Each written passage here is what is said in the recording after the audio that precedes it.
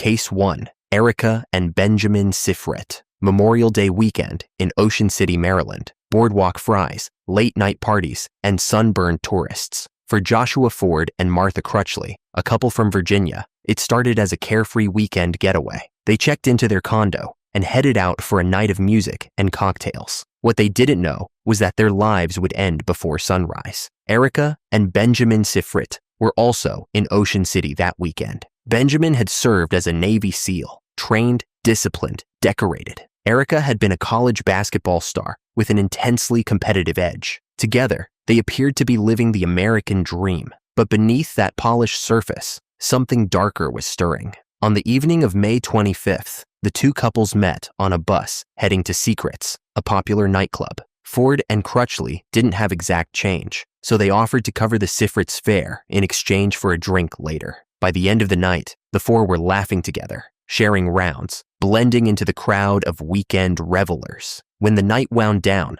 the Sifrits invited Ford and Crutchley back to their penthouse condo at the Rainbow. The couple accepted. They had no reason not to.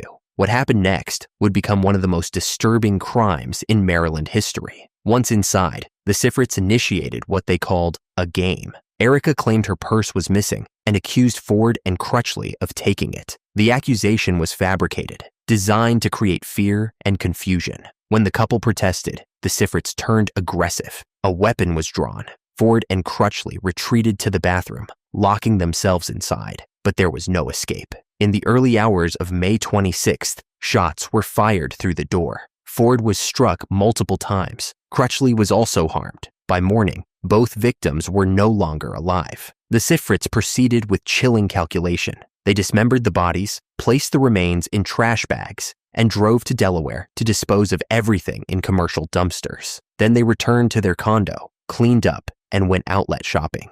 For days, they acted as if nothing had happened, wearing jewelry that belonged to their victims. Meanwhile, Ford and Crutchley's families grew frantic. The couple hadn't shown up for work. Phone calls went unanswered. Missing person reports were filed. The Sifrits made a critical mistake. On May 31st, less than a week later, they were caught breaking into a Hooters restaurant in Ocean City. When police searched Erika's belongings, they found the driver's licenses of both victims. That discovery changed everything. Under interrogation, Erika confessed, though she tried to shift blame onto Benjamin. He remained largely silent. Both were charged with first-degree offenses. Their trials were moved to different counties due to media coverage. Benjamin's to Rockville, Erika's to Frederick. In April 2003, Benjamin was convicted of second-degree involvement in Crutchley's passing, but acquitted in Ford's case. In June, Erika was convicted of first-degree responsibility for Ford's demise and second-degree for Crutchley's. Her sentence, life in prison plus 20 years. Benjamin received 38 years.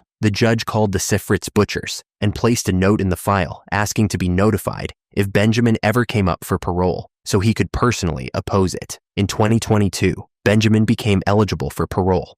Victims' families showed up to oppose his release. The parole board denied his request. He remains incarcerated. Erika was denied parole in 2024. For Ocean City, the case left a permanent scar. The Rainbow still stands, but locals remember. And every Memorial Day weekend, there's an unspoken awareness that sometimes the person sitting next to you at the bar isn't who they appear to be. Joshua Ford and Martha Crutchley came to Ocean City for relaxation and joy. Instead, they became victims of two people who treated human life as disposable. The Sifrits showed no real remorse, deflecting responsibility in interviews, but the evidence spoke louder than their words. 2 lives were taken for twisted entertainment. 2 families were destroyed. But Maryland's catalog of darkness was only beginning, because just months later, a pair of snipers would turn the entire Washington region into a hunting ground. Case 2, Lee Boyd, Malvo, and John Allen Muhammad. October 2002.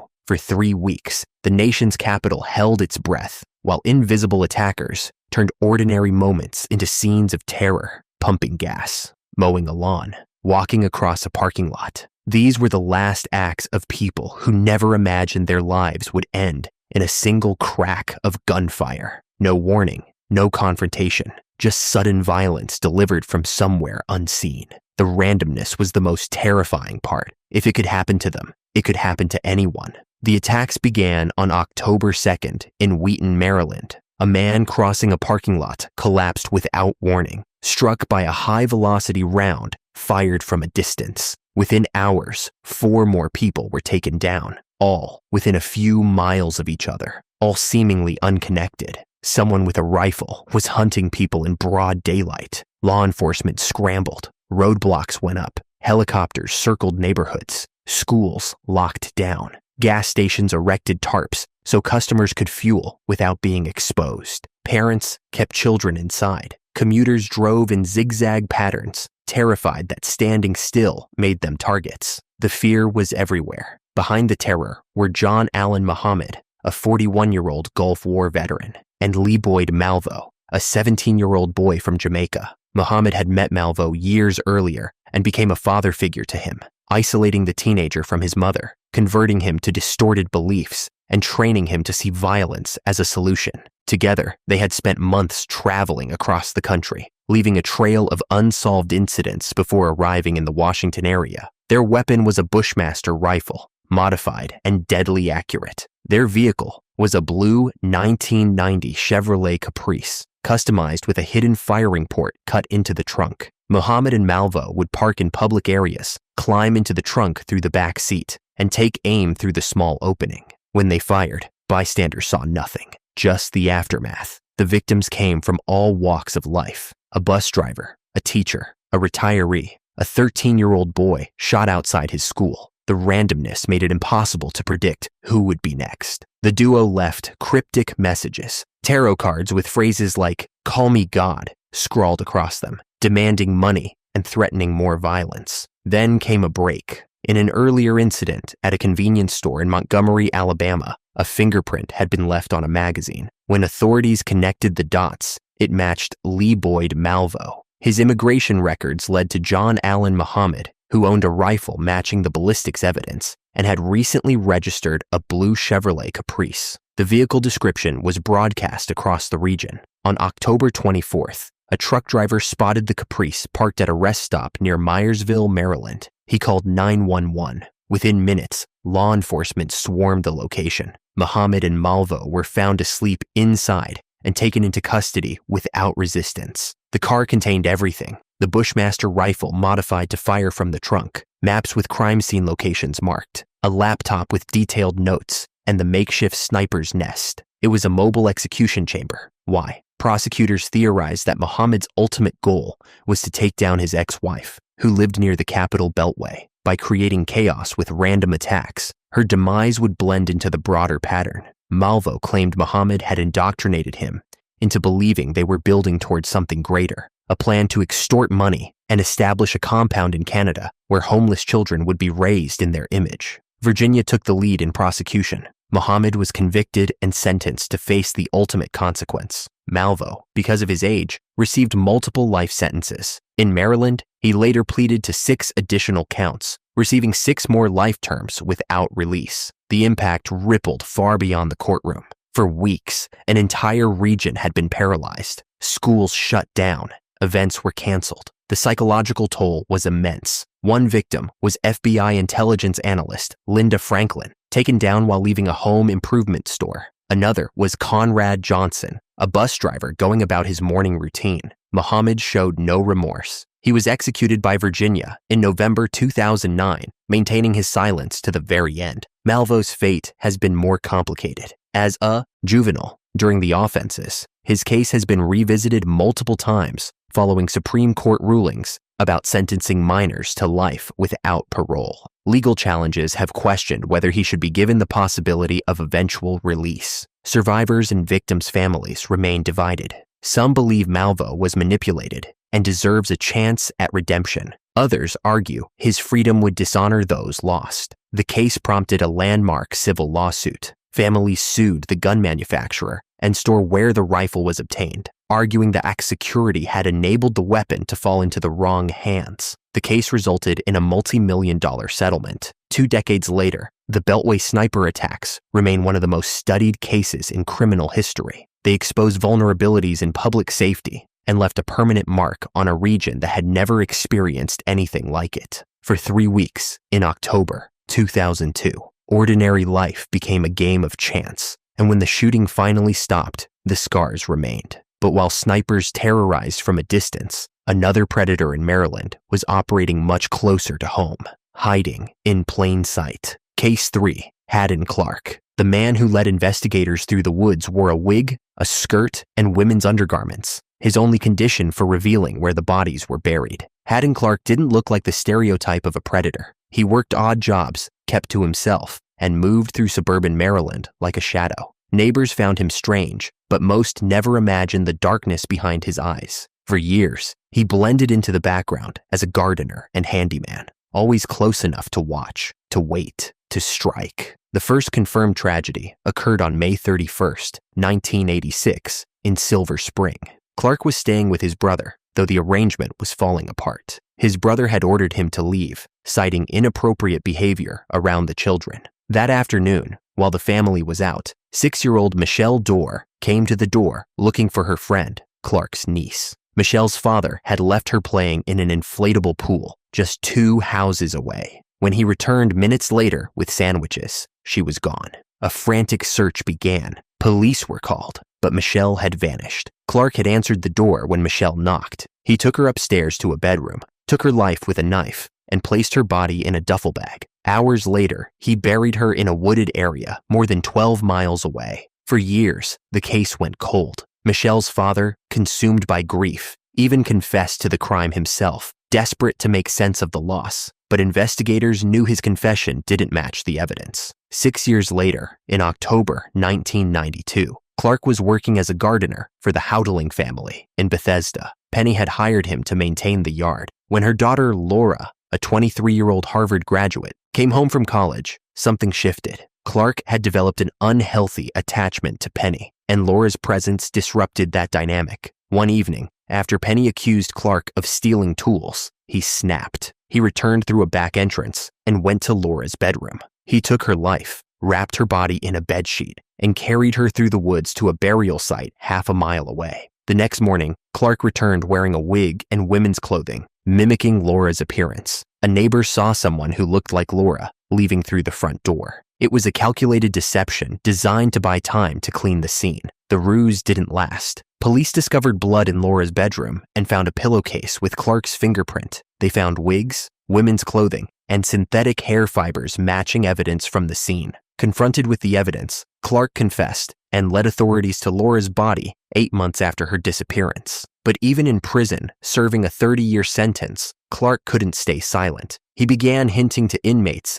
that he had done more. One cellmate had long hair and a beard, and Clark became convinced he was speaking to a divine figure. Believing he was confessing to a higher power, Clark revealed the truth about Michelle Dorr. Investigators reopened the 14-year-old case. They tested the floorboards at Clark's brother's former home. Blood evidence matched Michelle's DNA. Clark agreed to lead them to her remains, but only if they provided women's clothing. In December 2000, dressed in a wig and skirt, the 47-year-old guided investigators through the woods near Baltimore until they found where Michelle had been buried. Clark was convicted of second-degree responsibility in Michelle's case and received an additional 30-year sentence, bringing his total to 60 years. During custody, Clark led investigators to his grandparents' former property, where they uncovered a plastic bucket containing more than 200 pieces of jewelry. Among them was Laura Houdeling's high school class ring. The other items, Clark claimed, were trophies from additional victims, people he said he had harmed over decades. He spoke of a woman in Cape Cod, others along the East Coast, children and young women whose names he wouldn't reveal. Without physical evidence or identifiable details, most of these alleged offenses remain unproven. Psychiatric evaluations diagnosed Clark with paranoid schizophrenia and dissociative identity disorder. He insisted his actions were carried out by an alter ego he called Kristen Bluefin, a female persona he claimed controlled him during violence. The case became stranger when revealed that Clark's brother, Bradfield, was also serving time in California for a similar crime. In 1984, Bradfield had taken a woman's life, dismembered her body, and consumed parts of it. The family's history ran deep. An alcoholic mother who dressed Hadden in girls' clothing, an abusive father, and a childhood marked by isolation and cruelty. Hadden Clark remains incarcerated at Western Correctional Institution in Maryland. He has been the subject of multiple documentaries, including a series produced by Michael Bay. Former FBI agents who interviewed him described sitting across from someone devoid of humanity, whose eyes revealed nothing but emptiness. For the families of Michelle Dorr and Laura Hodeling, the legal proceedings brought some justice, but the pain never faded. Both were young, innocent, and full of potential when their lives were stolen by a man who saw them as objects. Clark's case serves as a chilling reminder that some individuals operate on a level of depravity that defies explanation. 2 families shattered, 2 lives ended far too soon, and a community left wondering how someone so dangerous could move among them for so long, unseen and unchecked. But Maryland's horrors didn't end in the past, because just a year ago, another name became synonymous with preventable tragedy and systemic failure. Case 4, Jason Billingsley.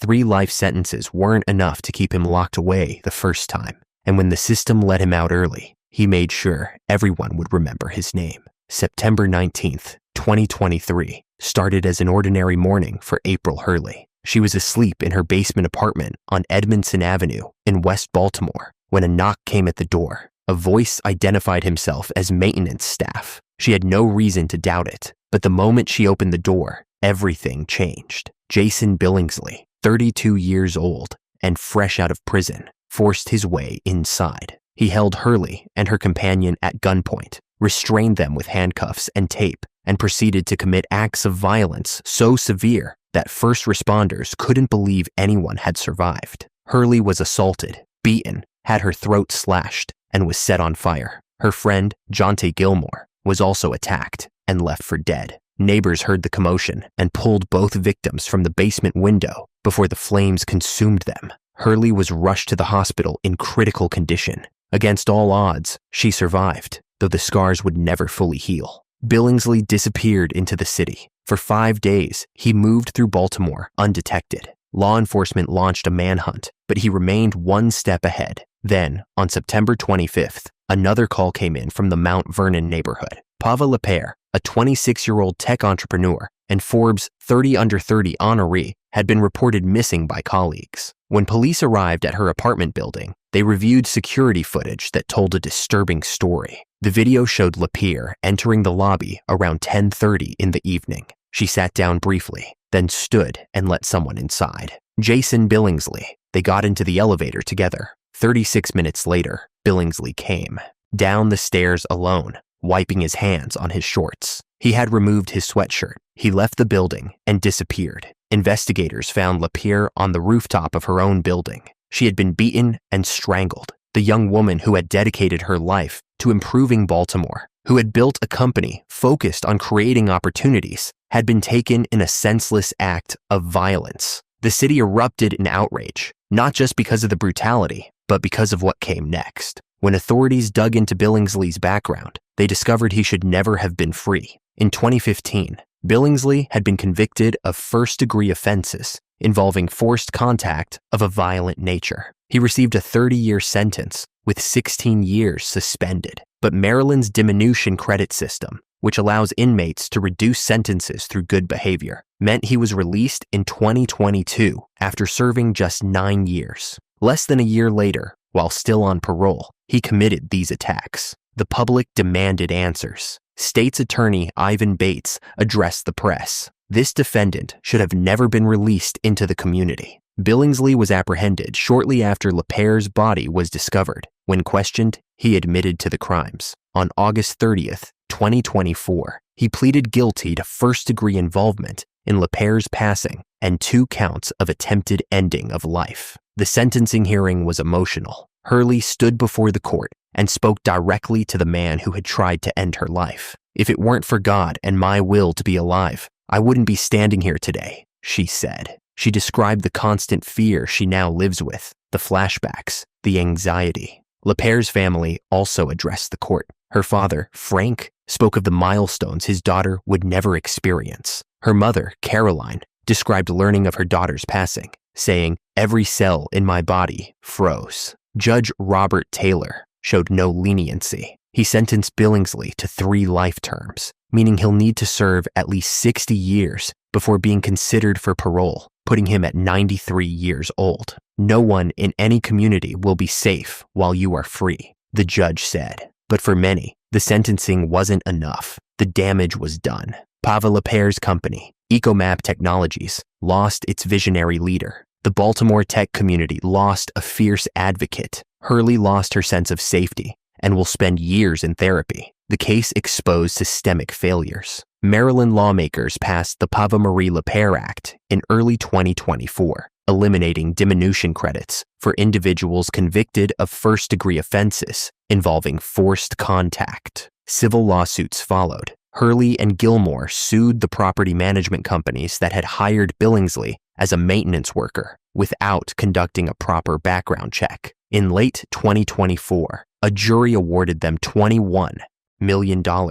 During sentencing, Billingsley apologized, saying he held himself accountable, but Frank Leper didn't buy it. I find it difficult to accept that statement, knowing this is not a one-time crime. I don't think this is a person who can understand remorse or who really feels it. April Hurley survived an encounter that should have ended her life. She carries the scars as a reminder of the day the system failed to protect her. Pavel Leper didn't get that chance. Her brilliance, kindness, and potential were extinguished by someone who had already proven he was a danger to society. The Jason Billingsley case isn't just about one man's violence. It's about the policies that enabled it, the cracks in the system that let him slip through, and the lives forever altered because a sentence wasn't served in full. But if Billingsley's case exposed failures in the justice system, the next story would reveal something even more disturbing. What happens when violence doesn't come from a stranger, but from within your own home? Case 5. Nicholas Browning.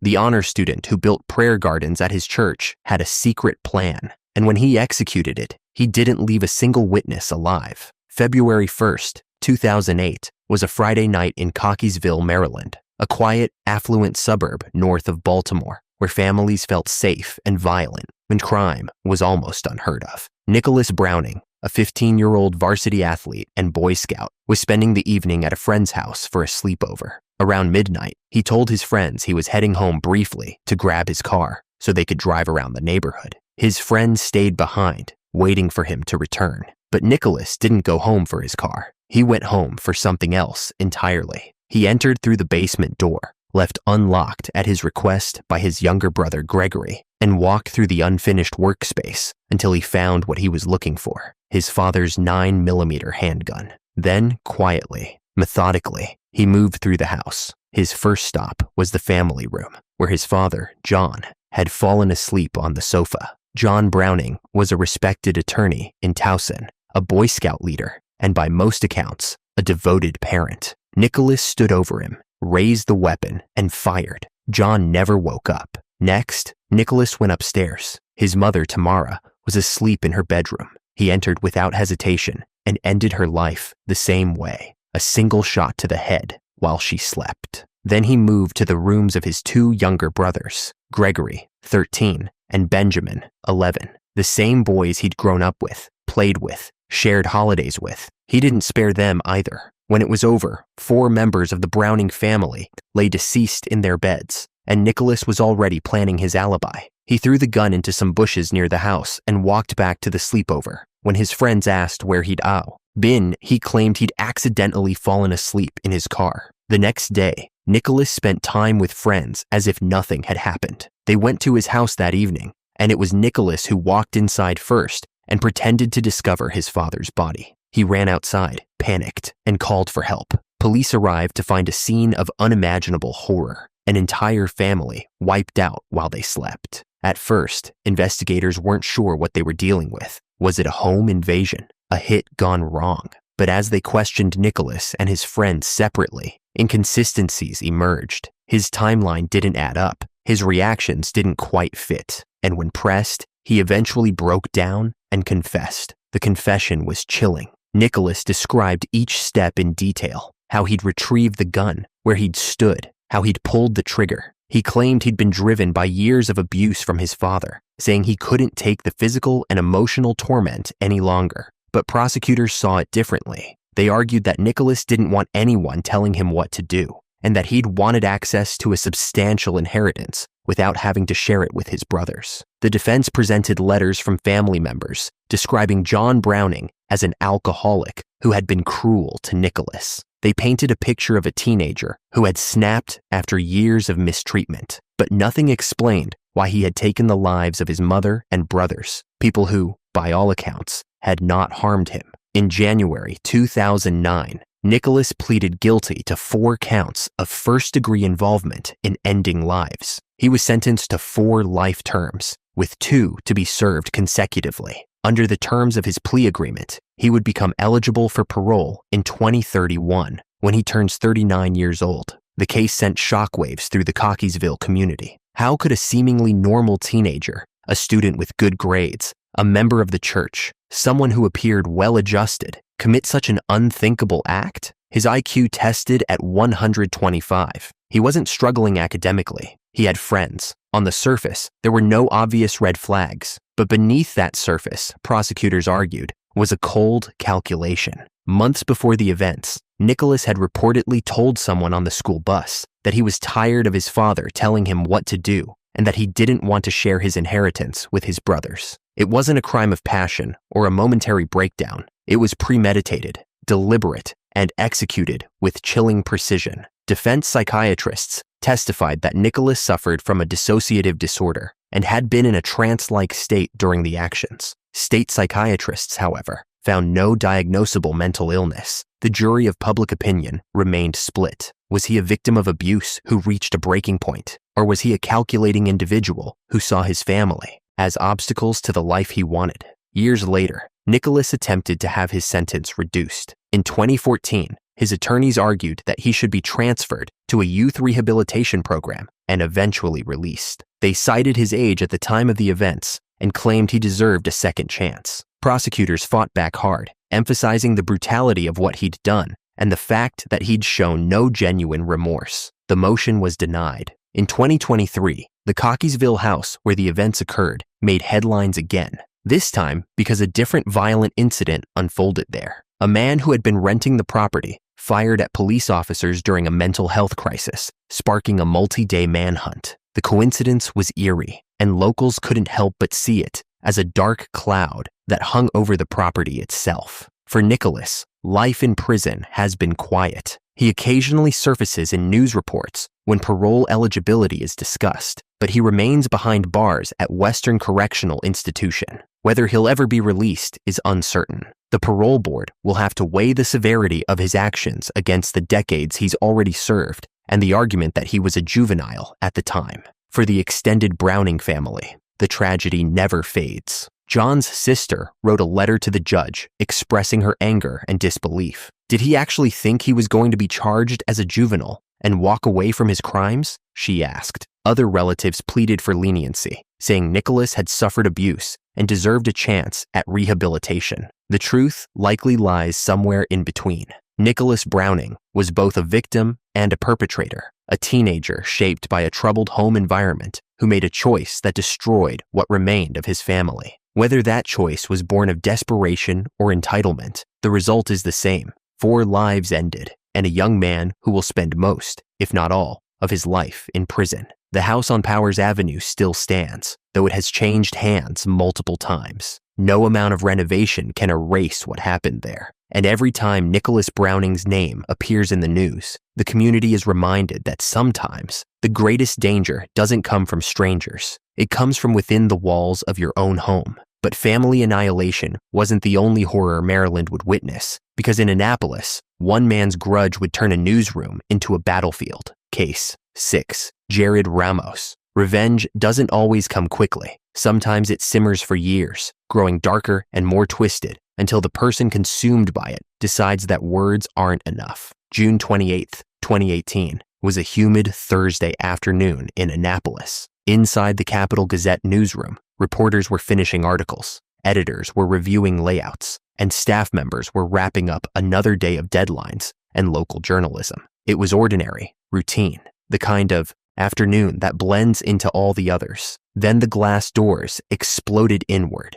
Jarrod Ramos, 38 years old and carrying a shotgun, stormed into the office with one purpose: to take as many lives as possible. He had come prepared: smoke grenades to create chaos, extra ammunition to sustain the attack, and a plan to block exits so no one could escape. For the people inside, there was no time to process what was happening. The sound of gunfire filled the newsroom. Colleagues dove under desks, ran for cover, and desperately texted loved ones, uncertain if they'd ever see them again. When it was over, 5 people lay deceased. Wendy Winters, a 65-year-old community reporter known for her warmth and dedication. John McNamara, a 56-year-old sports journalist who had been looking forward to retirement. Gerald Fishman, a 61-year-old editorial writer whose prose was sharp and thoughtful. Rob Hyasin, a 59-year-old assistant editor beloved by his colleagues. And Rebecca Smith, a 34-year-old sales assistant who had her whole life ahead of her.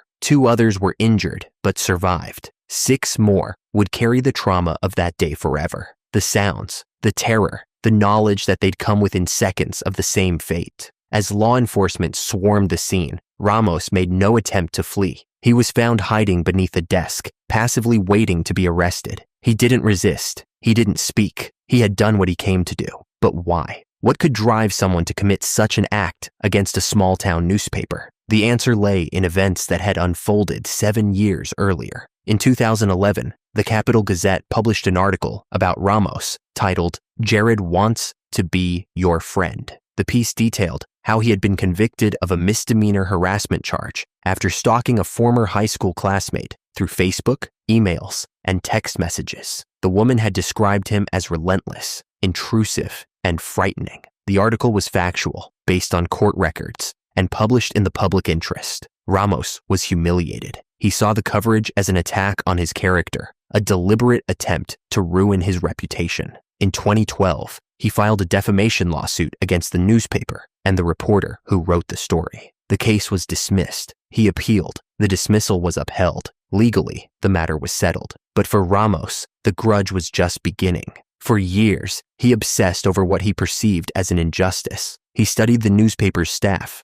their routines, their locations. He planned the attack meticulously, researching how to maximize harm and minimize the chance of anyone stopping him. By the time he walked through those doors, on June 28th, he had been preparing for this moment for years. The trial didn't begin until 3 years later, delayed by the complexity of the case and the global pandemic. Ramos had pleaded guilty to 23 criminal counts, including 5 for first-degree involvement in ending lives, but he also entered a plea of not criminally responsible, Maryland's version of an insanity defense. His legal team argued that he had been suffering from delusions, that his grip on reality had deteriorated, and that he hadn't been in control of his actions. The prosecution presented a very different picture. They showed the jury evidence of extensive planning, the weapons, the barricades, the deliberate choice to target the newsroom when it would be full of people. They argued that this wasn't the act of someone detached from reality.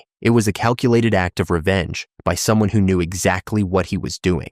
The trial lasted 3 weeks. Survivors testified about the horror of that day, describing how they'd hidden, how they'd thought they were going to die, how they'd watched colleagues fall. Family members of the deceased shared the devastating impact of losing their loved ones. Wendy Winters' daughters spoke of missing their mother at weddings and milestones. John McNamara's widow described how close he'd been to the retirement they'd planned together. Gerald Fishman's wife shared a poem he'd written for her on one of their last Valentine's days together. The jury deliberated for less than 2 hours. They found Ramos criminally responsible. He had known what he was doing, and he would face the full consequences. On September 28, 2021, Judge Michael Wachs delivered the sentence: 5 consecutive life terms without the possibility of parole, plus an additional life sentence, plus 345 years. Every sentence would run consecutively, meaning Ramos would never leave prison.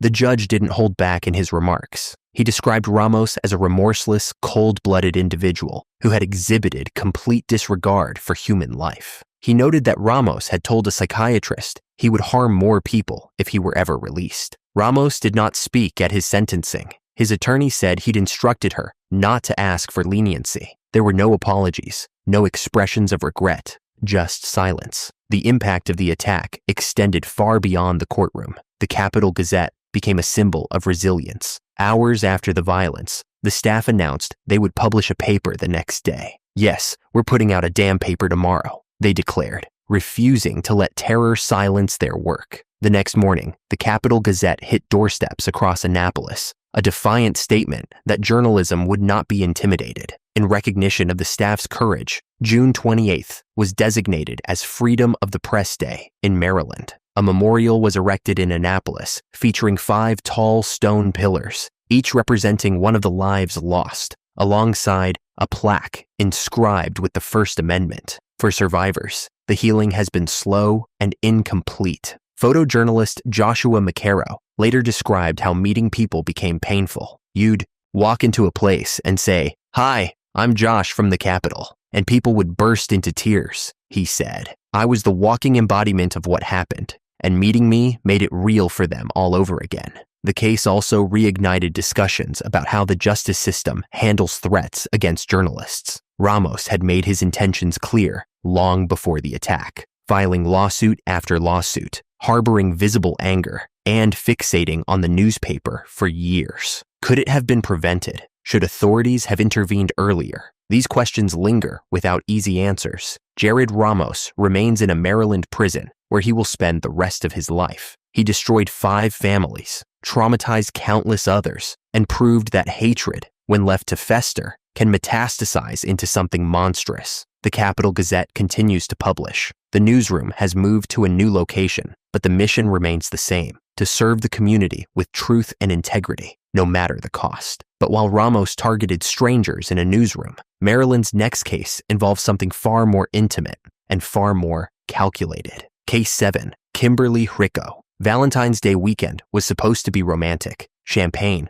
laughter, a murder mystery dinner theater where the crime was just pretend. Kimberly Hricko had planned the getaway carefully. She and her husband, Stephen, would spend the holiday at a charming resort on Maryland's eastern shore, away from the stress of their everyday lives. Stephen worked in sales. Kimberly was a surgical technician with access to hospital equipment and pharmaceuticals. To friends and family, they seemed like an ordinary couple navigating the usual ups and downs of marriage. But beneath the surface, Kimberly had grown restless. The marriage felt stifling. She'd been having an affair with a volunteer firefighter she'd met at work, and the relationship had become serious enough that she wanted out of her marriage entirely. Divorce, however, would mean splitting assets, possibly losing her home, and dealing with the messy complications of separation. Kimberly had a different solution in mind, one that would solve all her problems at once. On February 14th, 1998, the Hrickos checked into the resort and joined other couples for the murder mystery weekend.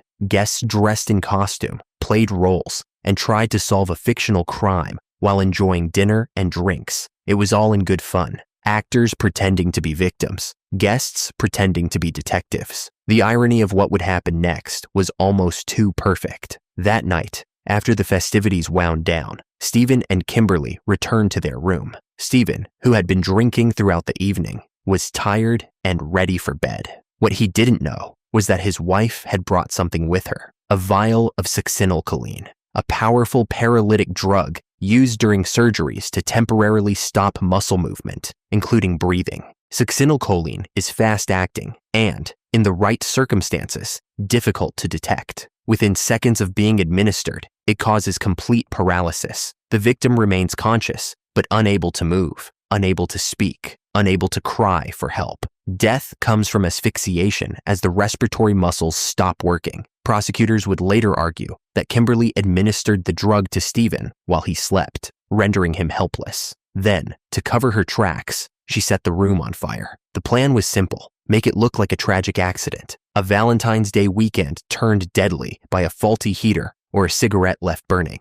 She would collect the life insurance money, more than $400,000, and start a new life with her boyfriend. But the plan unraveled almost immediately. When firefighters arrived and put out the blaze, they noticed something odd. The fire had been concentrated in a specific area, and the burn patterns didn't match a natural spread. It looked staged. When investigators examined Stephen's body, they found that he had been deceased before the fire started, meaning smoke inhalation wasn't the cause. That raised immediate red flags. An autopsy was performed, and toxicology tests came back positive for succinylcholine. The presence of the drug was damning. It wasn't something Stephen would have had access to. It wasn't something used recreationally.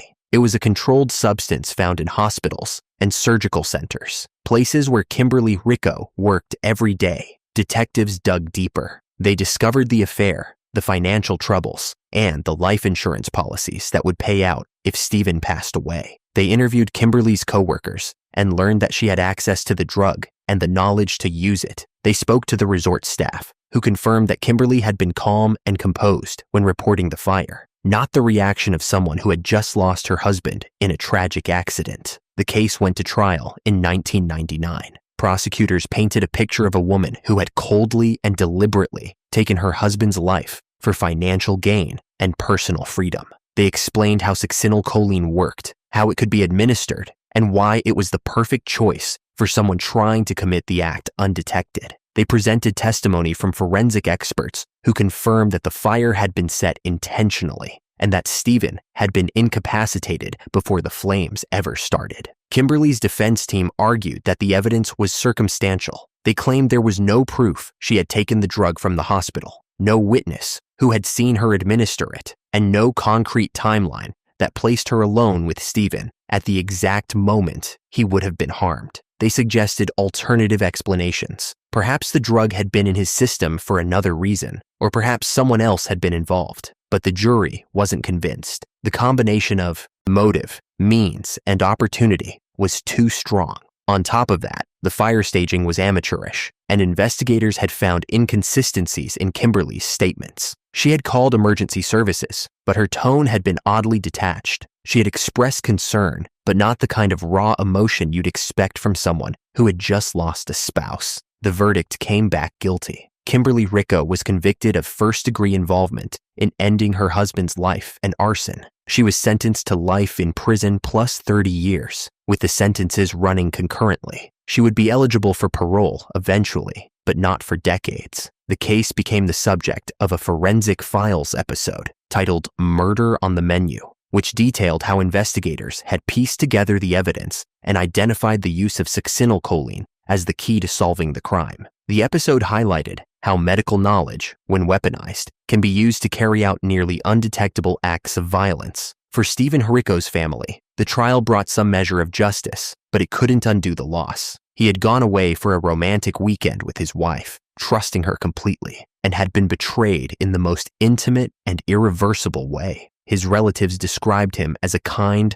hard-working man who had no idea his marriage was about to cost him his life. Kimberly has maintained her innocence over the years, filing appeals and arguing that the conviction was based on flawed forensic evidence. She has claimed that succinylcholine degrades quickly in the body and that its presence could have been misinterpreted. Legal experts, however, have consistently upheld the original verdict, noting that the totality of the evidence, not just the toxicology, pointed to her responsibility. The case also raised awareness about the dangers of professionals with access to controlled substances. Hospitals began tightening protocols around drug inventories, and discussions emerged about how to prevent similar scenarios in the future. Succinylcholine, while essential in medical settings, became a focal point in conversations about how easily it could be misused. Today, Kimberly Hricko remains incarcerated at the Maryland Correctional Institution for Women in Jessup. She has spent more than 2 decades behind bars,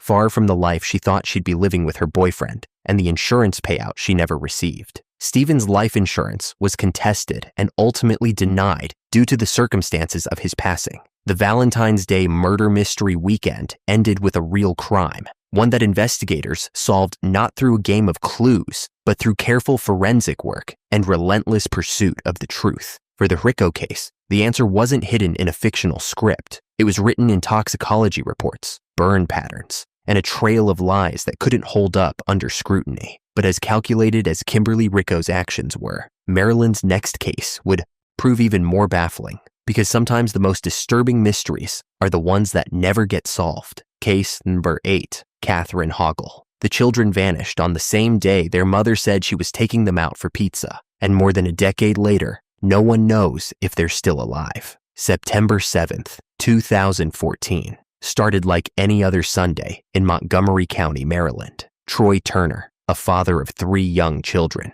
was at home when his estranged wife, Catherine Hoggle, came by to pick up their 2 youngest kids, 3-year-old Sarah and 2-year-old Jacob. She told Troy she was taking them out for a meal, a simple outing that would give him a break and give her some time with the children. He had no reason to refuse. Despite their separation and Catherine's ongoing struggles with mental health, she was still their mother. Hours passed, then a day, then another. Catherine returned home alone, but the children didn't. When Troy asked where Sarah and Jacob were, Catherine gave vague, conflicting answers. First, she said they were with a friend. Then she claimed they were at a daycare. Later, she suggested they were staying with relatives. None of it checked out. Troy contacted the police. Missing persons reports were filed. Search teams were deployed. Officers interviewed Catherine multiple times, pressing her for clear answers about the children's whereabouts. But her responses grew increasingly erratic and detached from reality. She spoke in circles, changed her story repeatedly, and offered details that investigators couldn't verify.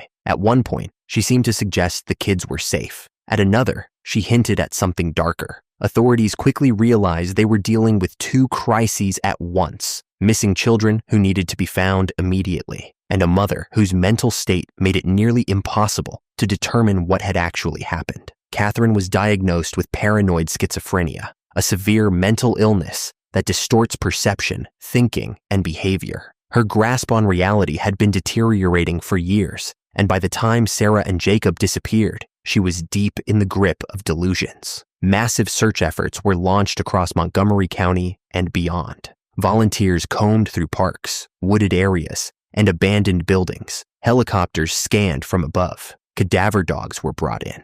Dive teams checked bodies of water. Billboards went up with the children's faces, pleading for anyone with information to come forward. Months turned into years, and still nothing. No bodies were found. No credible sightings were reported. Sarah and Jacob seemed to have simply vanished. Catherine was arrested and charged with 2 counts of involvement in the disappearance of her children, as well as parental abduction. But bringing her to trial proved impossible. Maryland law requires that a defendant be mentally competent to stand trial, meaning they must understand the charges against them and be able to assist in their own defense. Catherine, deep in psychosis, met neither requirement. She was placed in a maximum security psychiatric hospital where doctors worked to stabilize her condition and restore her competency. But years passed, and she remained unable to participate in legal proceedings. Evaluations showed that she couldn't grasp the reality of the charges, couldn't engage with her attorneys in a meaningful way, and couldn't distinguish between what was real and what was a product of her disordered mind. Under Maryland law, there's a time limit for how long someone can be held incompetent before charges must be dismissed or alternative measures considered. That limit is 5 years. But Catherine's case was so unique, so complex, and so tied to the question of what happened to 2 missing children that the courts kept extending the timeline. Prosecutors argued that allowing her to go free without ever facing trial would be a miscarriage of justice. Defense attorneys countered that indefinitely holding someone who couldn't be tried violated constitutional protections. Year after year, the same cycle repeated. Catherine would be evaluated, deemed incompetent, and returned to the hospital. Prosecutors would file motions to keep her detained. Judges would rule that the case was too serious to simply let go. And all the while, Troy Turner and the children's extended family waited for answers that never came. The case became one of Maryland's most high-profile ongoing mysteries. News outlets revisited it annually, keeping Sarah and Jacob's faces in the public eye. Advocacy groups raised concerns about both the children's fate and Catherine's indefinite detention without trial. Legal scholars debated whether the system was failing everyone involved: the missing children, the grieving father, and even Catherine herself, trapped in a mental illness she couldn't escape. Troy has never stopped searching. He has given countless interviews, pleaded with the public for information, and maintained hope that somehow, someday, his children will be found. He has also expressed frustration with the system, questioning why Catherine wasn't monitored more closely, given her documented mental health struggles. Could the disappearances have been prevented? Were there warning signs that went unheeded? Catherine's family has been more conflicted. Some have suggested that she genuinely doesn't know what happened, that her illness has fractured her memory so completely that she can't provide answers even if she wanted to. Others believe she knows exactly where the children are, but has chosen not to reveal it, either out of delusion or self-preservation. As of 2025, Catherine Hoggle remains in psychiatric custody, still deemed incompetent to stand trial. More than a decade has passed since Sarah and Jacob disappeared, and the likelihood of finding them alive has dwindled to nearly zero. Investigators have followed thousands of leads, none of which have produced results. The case remains open, but active search efforts have largely ceased. The legal limbo is unprecedented. Catherine has been held longer than almost anyone in Maryland history without being tried. Yet releasing her is unthinkable for many, not only because of the unresolved charges, but because of the fear that she could pose a danger if unsupervised. The question of what happens next has no clear answer. For the community, the case is a haunting reminder of how fragile safety can be, how quickly children can vanish, and how mental illness can derail lives in ways that legal systems aren't equipped to handle. Sarah and Jacob's faces remain frozen in time on missing persons posters. A 3-year-old girl and a 2-year-old boy who would now be teenagers if they're still alive. Troy Turner has said that not knowing is the hardest part. If his children passed away, he could grieve. If they were taken somewhere, he could search. But living in the uncertainty, never knowing whether they suffered, whether they're still out there somewhere, whether Catherine could one day remember and reveal the truth, that is a special kind of torture. The Catherine Hoggle case stands as one of Maryland's most perplexing and heartbreaking unsolved mysteries. It's a story without an ending, a tragedy without closure, and a legal conundrum that may never be fully resolved. Sarah and Jacob Hoggle are still listed as missing. Their mother is still confined, and the truth of what happened on that September day in 2014 remains locked away, possibly forever. But while some Maryland cases remain shrouded in mystery, others erupt in spectacles of violence that force entire communities to watch in real time.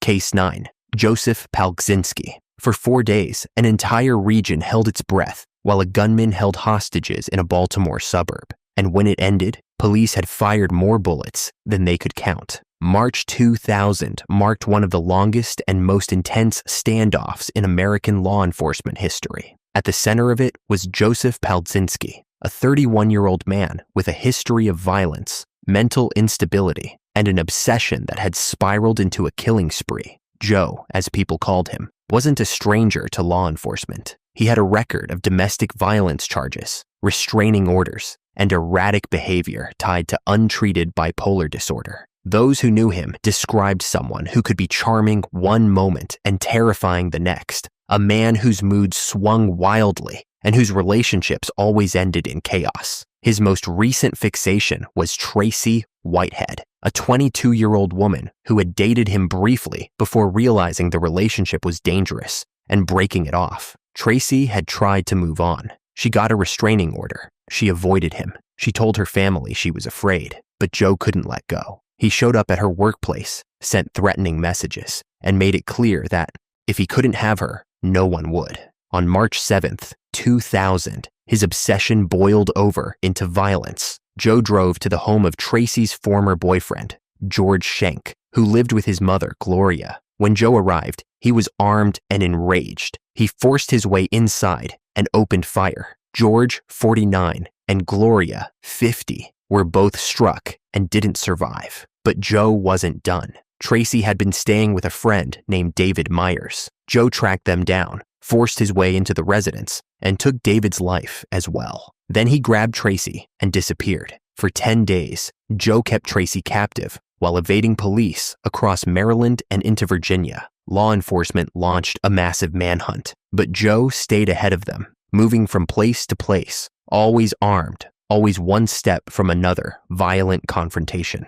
Tracy later described living in a state of constant terror, never knowing if she would survive the next hour. On March 17th, Joe made a decision that would seal his fate. He took Tracy to her family's home in Dundalk, a working-class neighborhood southeast of Baltimore. Tracy's mother, father, and brother were inside. Joe forced his way in, holding all 4 of them hostage at gunpoint. He barricaded the doors, covered the windows, and made it clear he wasn't leaving. Police surrounded the house. SWAT teams took positions. Negotiators tried to make contact, but Joe's demands were incoherent and constantly changing. He wanted safe passage. He wanted the media. He wanted to be left alone. Nothing made sense, and nothing brought the situation closer to a peaceful resolution. For 97 hours, more than 4 full days, the standoff continued.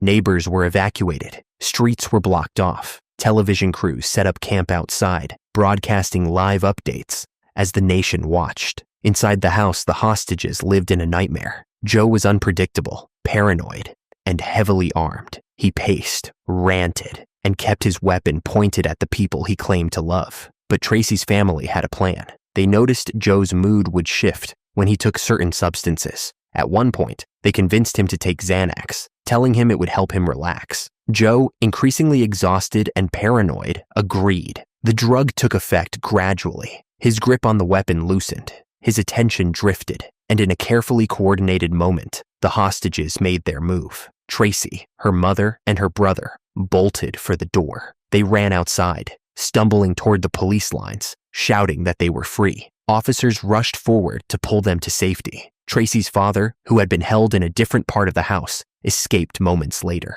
Inside, Joe realized what had happened. He grabbed his weapon and moved toward the door. That's when police made the call. Lethal force was authorized. The shooting that followed was unlike anything most officers had ever experienced. Joe emerged from the house armed and advancing.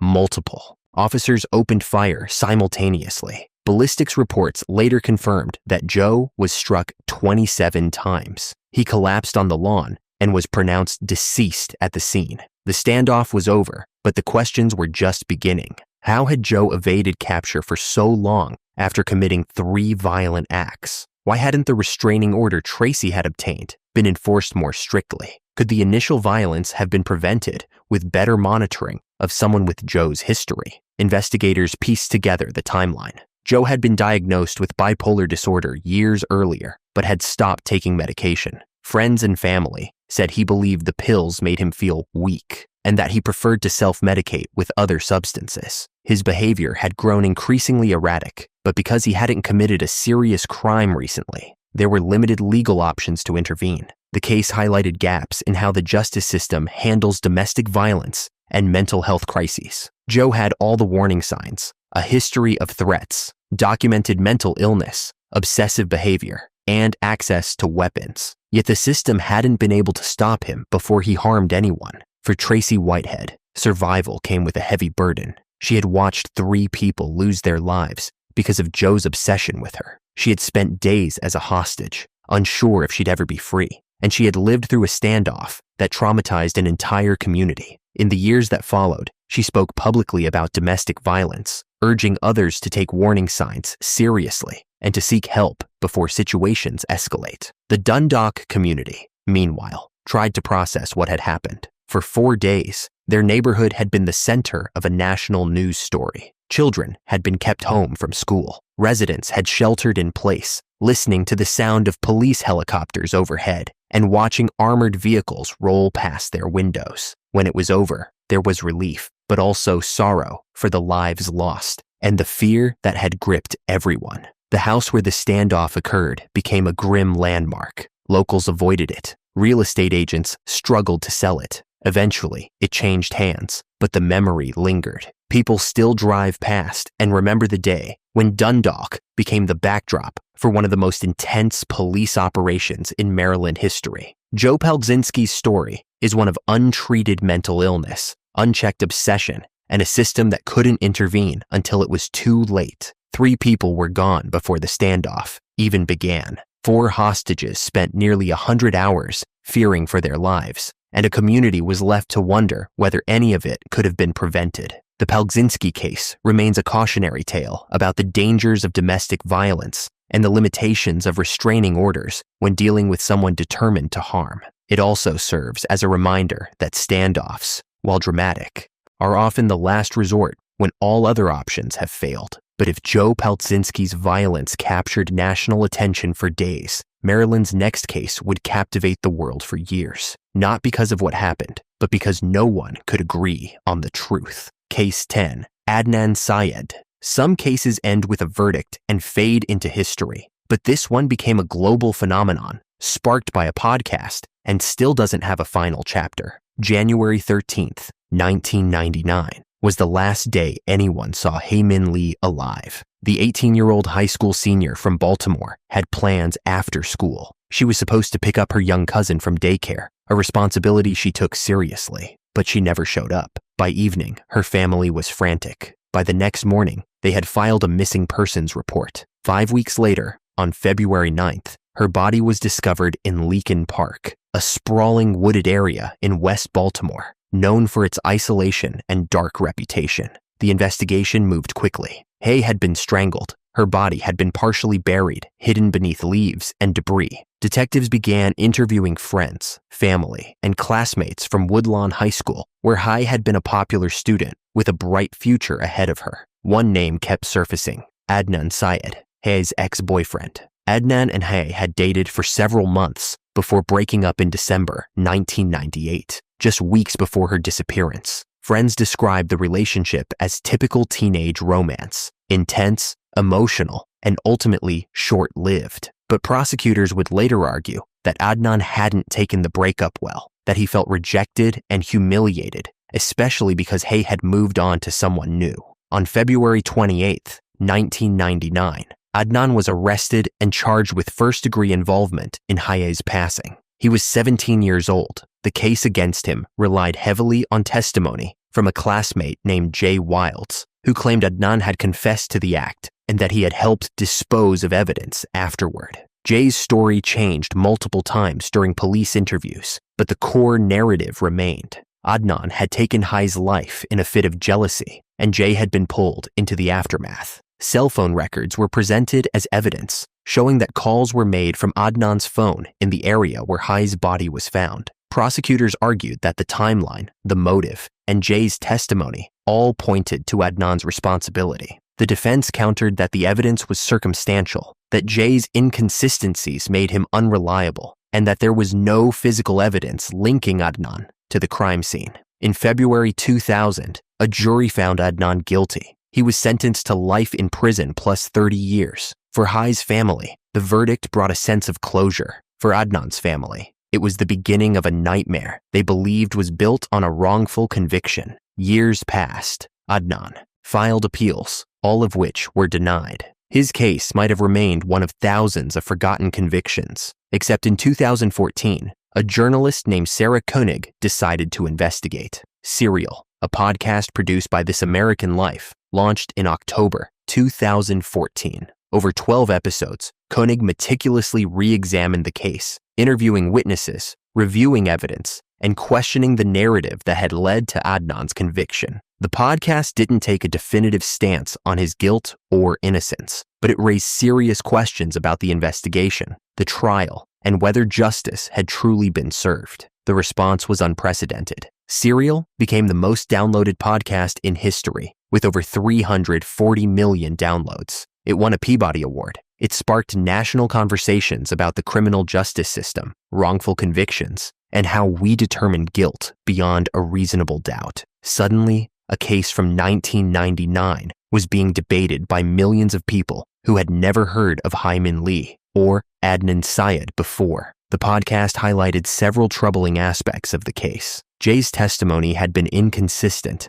and his story seemed to shift depending on what police wanted to hear. The cell phone evidence, once considered ironclad, was later questioned by experts who said the technology wasn't as reliable as prosecutors had claimed. Adnan's defense attorney, who has since passed away, had been dealing with serious health issues during the trial and may not have provided the most effective representation. And perhaps most significantly, there was an alibi witness, a woman named Asia McLean, who said she had been with Adnan at the library during the time prosecutors claimed Hae was taken, but she had never been called to testify. As public pressure mounted, Adnan's legal team filed new motions. In 2016, a judge granted him a new trial, citing ineffective assistance of counsel. But the state appealed, and the case bounced through the courts for years. Supporters rallied outside courthouses. Documentaries were made. Legal experts weighed in. Hae's family, meanwhile, expressed frustration that the case was being relitigated in the court of public opinion rather than allowing the original verdict to stand. Then, in September 2022, a stunning development. Prosecutors filed a motion to vacate Adnan's conviction. They had uncovered new evidence, including information about alternative suspects who had never been properly investigated. The Baltimore City State's Attorney's Office argued that the conviction couldn't stand given the flaws in the original case. A judge agreed, and after 23 years in prison, Adnan Syed was released. For his supporters, it was vindication. For Hay's family, it was a devastating betrayal of the justice they thought they'd received. And for the public, it raised an uncomfortable question. If Adnan didn't do it, then who did? But the story didn't end there. In March 2025, an appellate court reinstated Adnan's conviction, ruling that Hay's family hadn't been given proper notice before the original vacation of the conviction. The case was thrown into chaos once again. However, rather than sending him back to prison, the court resentenced him to time served, allowing him to remain free while the legal battle continued. As of now, Adnan Syed is a free man, but his conviction still technically stands. The case remains unresolved, caught in a legal gray area that satisfies no one. Hay's family continues to grieve, frustrated by what they see as endless appeals and media spectacle. Adnan's family insists he was wrongfully convicted and deserves full exoneration, and investigators are left with an unsolved case because if Adnan didn't do it, the real perpetrator has never been identified. The Adnan Syed case has become a cultural touchstone, a symbol of how complicated the justice system can be when evidence is ambiguous, witnesses are unreliable, and public opinion gets involved. It's a story that asks uncomfortable questions. How certain do we need to be to convict someone? What happens when new evidence emerges decades later? And how do we balance the rights of the accused with the needs of victims' families seeking closure? For Haimin Lee, a promising young woman with her whole life ahead of her, there has been no justice that everyone can agree on. Her story was cut short on a cold January day in 1999, and the person responsible, whether it was Adnan Syed or someone else, has never been definitively established in a way that brings peace to everyone involved. The case may never truly end, as long as questions remain, as long as appeals are filed, and as long as people continue to debate what really happened. His memory will be tied to one of the most controversial criminal cases in modern American history. And so Maryland's darkest chapters close, not with clear answers, but with the sobering reminder that evil takes many forms, and justice doesn't always arrive the way we hope it will.